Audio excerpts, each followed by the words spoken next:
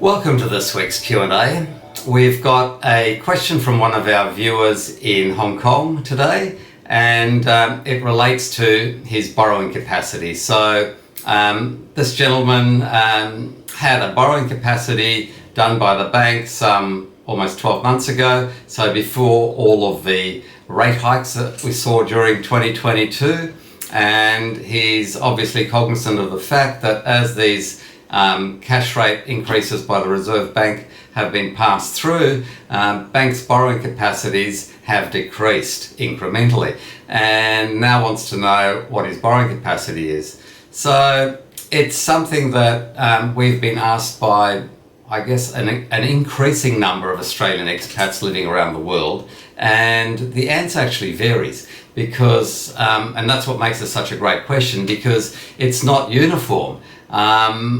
Australian expats living abroad know that they're getting remunerated, their salaries are being paid in different currencies. So, you know, if you're being paid in US dollars or Hong Kong dollars or Singapore dollars or pound sterling or euros, all of that makes a difference because we have to take the foreign exchange factor into consideration.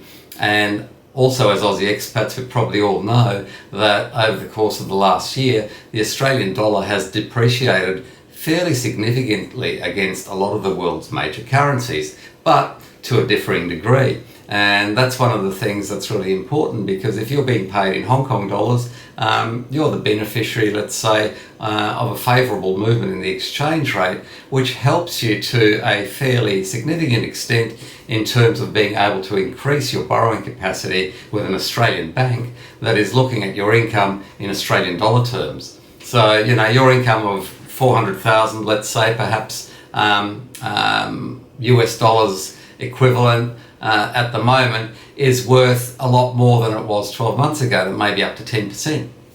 So that makes a massive difference in terms of your borrowing capacity, and that's something we need to look at. So, you know, what currency is your income in? Do you then obtain income from rental properties in Australia? Because that's another important thing.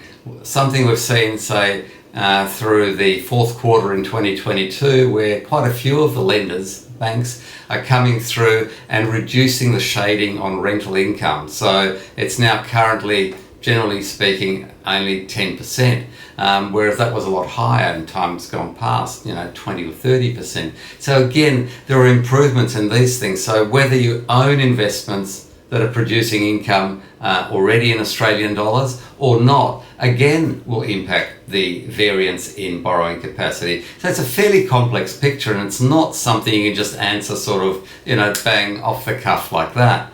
Now, if that's a situation that you're in, or you simply find this of interest, then firstly, please subscribe to our YouTube channel and click like.